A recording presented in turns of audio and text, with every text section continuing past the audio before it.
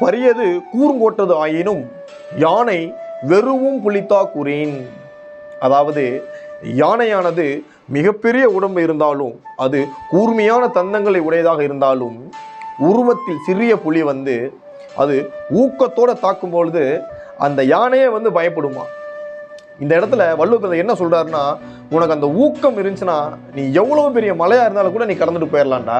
எவ்வளவு பெரிய விஷயமா இருந்தாலும் உனக்கு வெறும் இப்படிங்கிறதுக்குள்ள நீ கடந்து போயிடலாம். ஆனா அந்த மனம் தளராத ஊக்கம் உன்கிட்ட இருக்கணும்.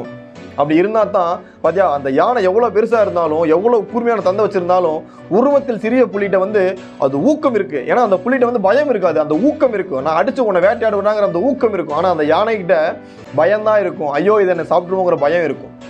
ஸோ விவேகானந்தர் சொல்லியிருப்பாரு, பலமே வாழ்வு, பலவீனமே மரணம். அது மாதிரி தான் அந்த யானை தன்னை பலவீனம் நினைக்குது.